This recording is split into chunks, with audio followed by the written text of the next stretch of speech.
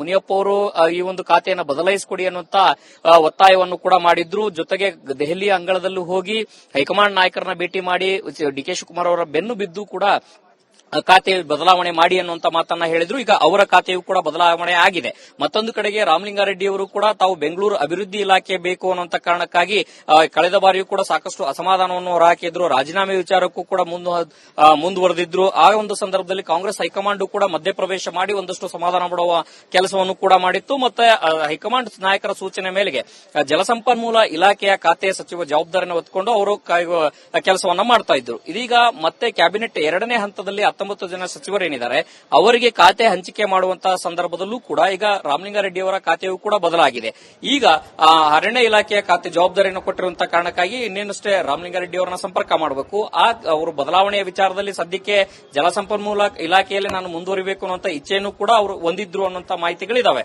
ಅದಾಗಿಯೂ ಕೂಡ ಈಗ ಮತ್ತೊಮ್ಮೆ ಖಾತೆ ಬದಲಾವಣೆ ಆಗಿರುವಂತದ್ದು ಸಹಜವಾಗಿ ರಾಮಲಿಂಗಾರೆಡ್ಡಿ ಅವರ ಅಭಿಪ್ರಾಯವನ್ನು ಕೂಡ ನಾವು ಕೇಳಬೇಕಾಗಿದೆ. ಇನ್ನೊಂದಷ್ಟೇ ಸ್ವಲ್ಪ ಹೊತ್ತಿಗೆ ಸಭೆಯ ನಂತರದಲ್ಲಿ ಅವರು ಸಿಕ್ಕ ನಂತರದಲ್ಲಿ ಅವರಿಗೆ ಮಾಹಿತಿಯನ್ನು ಕೇಳುವಂತಹ ಪ್ರಯತ್ನಗಳು ನಡೆಯಬಹುದು. ಆದರೆ ಒಟ್ಟಾರೆಯಾಗಿ ಕಳೆದ ಅನೇಕ ದಿನಗಳಿಂದ ಕೂಡ ಒಂದಷ್ಟು ಕಸರತ್ತನ್ನ ಮಾಡಿದಾಗಲೂ ಕೂಡ ಹಿಂದೆ ಇದ್ದಂತಹ ಕೆಲವು ಖಾತೆಗಳಿಗೆ ಅದೇ ಸಚಿವರಿಗೂ ಕೂಡ ಜವಾಬ್ದಾರಿಯನ್ನು ಕೊಟ್ಟಿರುವಂತದ್ದು ಸಣ್ಣ ಪುಟ್ಟ ಬದಲಾವಣೆಯ ಮಾಡಿ ಖಾತೆ ಹಂಚಿಕೆಯನ್ನ ಮಾಡಿದ್ದಾರೆ. ನಾಳೆ ಅಧಿವೇಶನ ಇರುವಂತಹ ಹಿನ್ನೆಲೆಯಲ್ಲಿ ಇದೀಗ ಖಾತೆ ಹಂಚಿಕೆಯನ್ನ ತೆಗೆದುಕೊಂಡಂತಹ ಖಾತೆಯನ್ನು ಪಡೆದುಕೊಂಡಂತಹ ಸಚಿವರು ಸದನದಲ್ಲಿ ಯಾವ ರೀತಿಯ ಇಲಾಖೆಯ ಉತ್ತರವನ್ನು ಕೂಡ ಕೊಡ್ತಾರೆ ಅನ್ನೋದು ಕೂಡ ಕಾದು ನೋಡಬೇಕಾಗಿದೆ. ನಿಕೇಶ್. ಓಕೆ ಹನುಮಂತು, ಹಾಗೆ ಹೋಲ್ಡ್ ಅಲ್ಲಿರಿ. ಈಗ ನನ್ನ colleague Virendra Uppunda news desk ಇಂದ ಜಾಯ್ನ್ ಆಗ್ತಾ ಇದ್ದಾರೆ. ವೀರೇಂದ್ರ, ಯಾರ್ಯಾರಿಗೆ ಯಾವ್ಯಾವ ಖಾತೆ ಕೊಡ್ಲಾಯಿತು, ಜೊತೆಗೆ ಈಗ ಖಾತೆ ಬದಲಾವಣೆ ಮಾಡಿರುವಂತ ಕಾರಣ ಏನು ಅಂತ? ನಿಕೇಶ್, ಬಹಳ ಮುಖ್ಯವಾಗಿ ನೋಡಿ, ಯಾವುದು ವಿವಾದದ ಕೇಂದ್ರ ಬಿಂದು ಆಗಿದ್ದು ಯಾರು? ಒಂದು KH ಮುನಿಯಪ್ಪನವರು. ಅವರು ಮುನಿಸ್ಕೊಂಡಿದ್ರು. ಅವ್ರು ಕೇಳ್ತಾ ಇದ್ದಿದ್ದು ಸಮಾಜ ಕಲ್ಯಾಣ ಖಾತೆಯೇ ಬೇಕು ಅಂತ. ಅದೇ ಖಾತೆ ಅವರಿಗೆ ಸಿಕ್ಕಿದೆ. ಅವರ ಬಳಿ ಇದ್ದಂತ ಆಹಾರ ಮತ್ತು ನಾಗರಿಕ ಪೂರೈಕೆ ಖಾತೆಯನ್ನ ರಿಜ್ವಾನ್ ಅರ್ಷದ್ ಅವರಿಗೆ ಕೊಟ್ಟಿದ್ದಾರೆ. ಇದು ಬಹಳ ದೊಡ್ಡ ಪ್ರಶ್ನೆ ಇತ್ತು. ಯಾಕಂದ್ರೆ ಮುನಿಯಪ್ಪನವರು ರಾಜೀನಾಮೆ ಕೊಡೋವರೆಗೂ ಹೋಗಿದ್ರು. ರಾಜೀನಾಮೆ ಪತ್ರ ಸಿದ್ಧ ಮಾಡಿದಂತ ಮುನಿಯಪ್ಪನವರು ಕಡೆಗೂ ಕೂಡ ಅವರ ರಾಜೀನಾಮೆ ಫಲ ಕೊಟ್ಟಿದೆ. ಅದರ ಫಲವಾಗಿ ಈಗ ಅವರು ಕೇಳಿದಂತ ಸೋಷಿಯಲ್ ವೆಲ್ಫೇರ್ ಆ ಖಾತೆಯ ಮೇಲೆ ಸತೀಶ್ ಜಾರಕಿಹೊಳಿ ಅವರ ಕಣ್ಣಿತ್ತು. ಅವರು ಕೂಡ ಕೇಳಿದ್ರು. 3-4 ಮಂದಿ ಆ ಖಾತೆಯನ್ನು ಕೇಳಿದ್ರು. ಕಡೆಗೆ ಮುನಿಯಪ್ಪನವರು ಸಿಕ್ಕಿದೆ ಅನ್ನುವಂಥದ್ದು. ಮತ್ತೆ ನೋಡಿ, ರಾಮಲಿಂಗಾರೆಡ್ಡಿ ಅವರಿಗೆ ಮೇಜರ್ ಇರಿಗೇಷನ್ ಏನು ಇಂಟ್ರೆಸ್ಟ್ ಇರಲಿಲ್ಲ. ಅವರೇನು ಆಸಕ್ತಿಯಿಂದ ಅದನ್ನು ತೆಗೆದುಕೊಂಡದ್ದಾಗಿರಲಿಲ್ಲ. ಅವರ ಇಂಟ್ರೆಸ್ಟ್ ಇದ್ದು GBA. ಕಡೆಗೆ ಅರಣ್ಯ ಖಾತೆಯನ್ನು ತೆಗೆದುಕೊಂಡಿದ್ದಾರೆ. ಅವರು ಬಹಳ ಆಶ್ಚರ್ಯ ಆಗುತ್ತಿದ್ದು.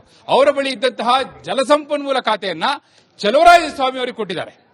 ಚಲುವರಾಯಸ್ವಾಮಿ ಅವರು ಬಹುತೇಕ ಕೃಷಿ ಖಾತೆಯಲ್ಲೇ ಮುಂದುವರಿಬಹುದು ಅಂತ ಇತ್ತು. ಆದರೆ ಅವರಿಗೆ ಮೇಜರ್ ಅಂಡ್ ಮೀಡಿಯಂ ಇರಿಗೇಷನ್ ಅಂದ್ರೆ ಭಾರಿ ಮತ್ತು ಮಧ್ಯಮ ನೀರಾವರಿ ಖಾತೆಯನ್ನು ಕೊಟ್ಟಿರುವಂತದ್ದು.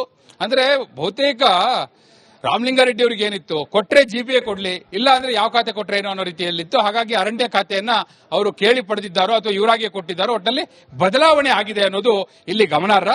ಅದರ ಜೊತೆಗೆ ನೋಡಿ, ಬಹಳ ಚರ್ಚೆ ಇದ್ದದ್ದು ಯಾವುದು ಇದನ್ನು ಬಿಟ್ರೆ, ಏನಾದ್ರೂ ಸಹಜವಾಗಿದ್ದಂಥದ್ದು ಏನು, ಒಂದು ಕೃಷ್ಣ ಬೈರೇಗೌಡರು ಅವರು BDA ವಾಪಸ್ ಬೇಕು ಅಂತ ಕೇಳ್ತಿದ್ರು. ಅಂತ ಯಾವುದೇ ಬದಲಾವಣೆ ಆಗ್ತಾ ಇಲ್ಲ. ಆದರೆ ಜಮೀರ್ ಅಹಮದ್ ಖಾನ್ ನೋಡಿ, ಅವರು ಪ್ರತಿ ಸರ್ಕಾರದಲ್ಲೂ ವಕ್ಫ್, ಹಜ್ ಹಾಗೂ ಅಲ್ಪಸಂಖ್ಯಾತರ ಕಲ್ಯಾಣ ಇಲಾಖೆಯನ್ನ ಅವ್ರಿಗೆ ಕೊಡ್ತಾ ಇದ್ರು. ಈವನ್ ಕುಮಾರಸ್ವಾಮಿ ಅವರು ಮುಖ್ಯಮಂತ್ರಿ ಆಗಿದ್ದಾಗಲೂ ಅದನ್ನು ಕೊಟ್ಟಿದ್ರು.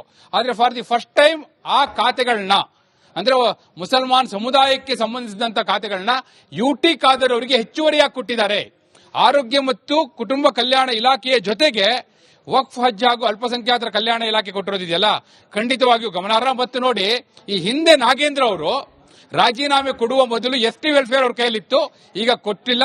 D ಸುಧಾಕರ್ ಅವರ ಬಳಿ ಇದ್ದಂತಹ ಯೋಜನೆ ಮತ್ತು ಸಾಂಖ್ಯಿಕ ಇಲಾಖೆ ಅದನ್ನ ನಾಗೇಂದ್ರ ಅವರಿಗೆ ಕೊಟ್ಟಿದ್ದಾರೆ.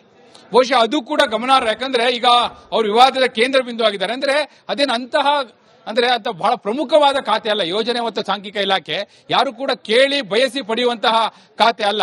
ನಾಮಕೆ ವಾಸ್ತೆ ಖಾತೆ ಅಂತೇಳಿ ಅದನ್ನ ಬಹಳ ಜನ ಕರೀತಾರೆ. ಅಂತಹ ಖಾತೆಯನ್ನ ನಾಗೇಂದ್ರ ಅವರಿಗೆ ಕೊಟ್ಟಿದ್ದಾರೆ. ಅಂದ್ರೆ ಅವರ ವಿರುದ್ಧ ಪ್ರತಿಭಟನೆಗಳಾಗುವಂತಹ ಸಾಧ್ಯತೆಗಳ ಚರ್ಚೆಯ ಹಿನ್ನೆಲೆಯಲ್ಲೂ ಕೂಡ ಈ ಒಂದು ಬದಲಾವಣೆಯನ್ನ ಮಾಡಿರುವಂತಹ ಸಾಧ್ಯತೆ ಇದೆ. ಹಾಗಾದ್ರೆ ST ವೆಲ್ಫೇರ್ ಯಾರಿಗೆ ಹೋಗಿದೆ ಅಂದ್ರೆ ರಘುಮೂರ್ತಿ ಅವರಿಗೆ ಕೊಟ್ಟಿದ್ದಾರೆ. ST ವೆಲ್ಫೇರ್ನ ಪರಿಶಿಷ್ಟ ಪಂಗಡದ ಕಲ್ಯಾಣ ಇಲಾಖೆಯನ್ನ, ಆ ಖಾತೆಯನ್ನ ರಘುಮೂರ್ತಿ ಅವರಿಗೆ ಕೊಟ್ಟಿರುವಂತದ್ದು ಗಮನಾರ್ಹ. ಯಾಕಂದ್ರೆ ಅದು ನೋಡಿ, ಒಂದು ಸಮುದಾಯದ ದೃಷ್ಟಿಯಿಂದ ನೋಡೋದಾದ್ರೆ ಅತ್ಯಂತ ಪ್ರಮುಖವಾದ ಖಾತೆ. ಆ ಖಾತೆಯನ್ನು ಅವರಿಗೆ ಕೊಟ್ಟಿದ್ದಾರೆ. ಜಮೀರ್ ಅಹಮದ್ ಖಾನ್ ಅವರಿಗೆ ಈ ಹಿಂದೆ ಇದ್ದಂತಹ ಹೌಸಿಂಗ್ ಖಾತೆಯನ್ನ ಮಾತ್ರ ಉಳಿಸಿದ್ದಾರೆ. ವಕ್ಫ್, ಹಜ್ ಹಾಗೂ ಅಲ್ಪಸಂಖ್ಯಾತರ ಕಲ್ಯಾಣ ಇಲಾಖೆಯನ್ನ UT ಖಾದರ್ ಅವರಿಗೆ ಕೊಟ್ಟಿದ್ದಾರೆ ಅನ್ನೋದನ್ನ ಹೇಳಿದೆ. ಹಾಗೆ ಬಸವರಾಜ ರಾಯರೆಡ್ಡಿ ಅವರು ಮುಖ್ಯಮಂತ್ರಿ ಬಳಿ ಇದ್ದಂತಹ ಹಣಕಾಸು ಖಾತೆಯನ್ನ ಕೇಳ್ತಾ ಇದ್ರು. ಅವರಿಗೆ ಉನ್ನತ ಶಿಕ್ಷಣ ಖಾತೆಯನ್ನು ಕೊಟ್ಟಿದ್ದಾರೆ. ಈ ಹಿಂದೆ ಕೂಡ ಸಿದ್ದರಾಮಯ್ಯನವರ ಸರ್ಕಾರದಲ್ಲಿ ಅವರು ಮಂತ್ರಿ ಆಗಿದ್ದಾಗ ಇದೇ ಉನ್ನತ ಶಿಕ್ಷಣ ಇಲಾಖೆಯನ್ನು ಅವರಿಗೆ ಕೊಡಲಾಗಿತ್ತು. ಒನ್ಸ್ ಅಗೈನ್ ಈಗ ಅವರಿಗೆ ಉನ್ನತ ಶಿಕ್ಷಣ ಇಲಾಖೆಯನ್ನ ಕೊಟ್ಟಿರುವಂತದ್ದು. ಇನ್ನು ಮಧು ಬಂಗಾರಪ್ಪ ಅವರಿಗೆ ಹಿಂದೆ ಇದ್ದಂತ ಖಾತೆ ಮುಂದುವರೆದಿದೆ. ಪ್ರಾಥಮಿಕ ಮತ್ತು